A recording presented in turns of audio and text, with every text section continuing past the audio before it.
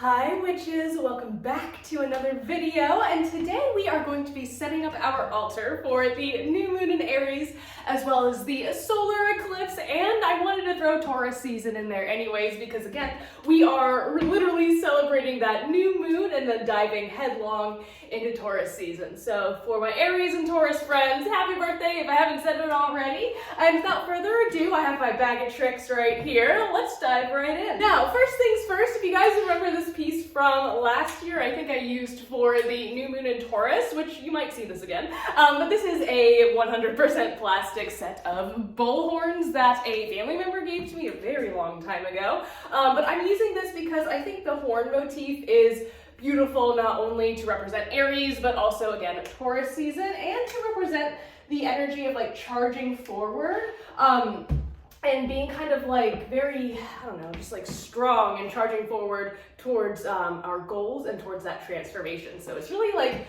this is really a symbol of strength for me in my practice, and that's why I'm including it. Next, I have this kind of silly, but actually kind of cool, like it's a dragon knife that one of my friends gave me, and again, we were talking about using all sorts of symbology of like warriors, war, and also like the element of fire. So I thought that like by using something that had kind of like a dragon symbol like associated with that element of fire and that element of Aries, as well as kind of having like a sharp sort of warlike implement added to our altar would kind of really bring that energy to our space. So that is why I'm adding this here. Next, to counter all of that beautiful fiery Aries energy, I am going to be adding this glass vessel for some moon water, some solar eclipse water. So I'm putting this right on the other side. I really like to balance all the elements on my altar, so you do not have to do this. I'm just particularly obsessed with symmetry, so if you feel that,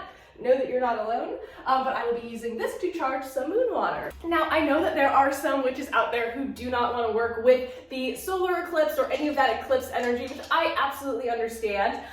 For me, I'm going to be using that solar eclipse water to really help with transformation and to hasten some things along that I feel like have been taking me a little bit too long to understand the lessons, so I'm really hoping to kickstart some shadow work, shall we say. So anyways, moving right along, let's talk about some of our crystal allies. From our last video, I mentioned using things such as like carnelian, bloodstone, citrine, all sorts of really beautiful reddish stones. I also have some golden healer quartz here, as well as some tiger's eye. So these are I have collected over the years and years of my practice. You definitely do not need to have handfuls of crystals in order to be a witch or to have a successful practice.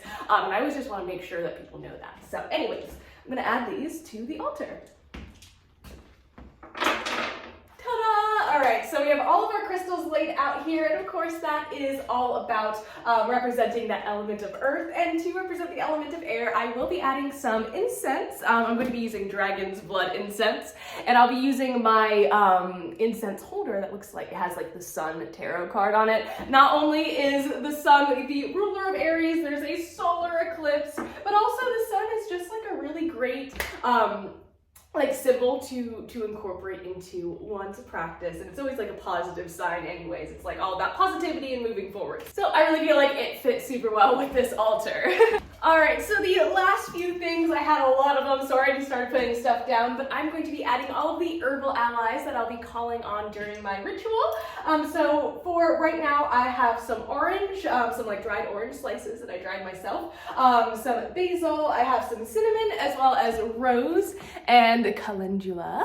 I also have this like attraction oil that I made a few weeks ago that is almost, if not finally, ready, I should say. So it's finally steeped enough, and I'm going to actually start being able to use it. I'm really excited, and I wanted to kind of initiate its use and consecrate it during the solar eclipse and just really give it that potency. And finally, I'm going to just be adding an orange and a red candle on either side. I need to go grab two little candle holders, but for the visual effect, we're gonna put these right there. So this is our new moon in Aries and solar eclipse altar. I'm gonna flip the camera around and give you guys a closer look. But for now, thank you so much for joining me, and I'll see you in the next one. Bye.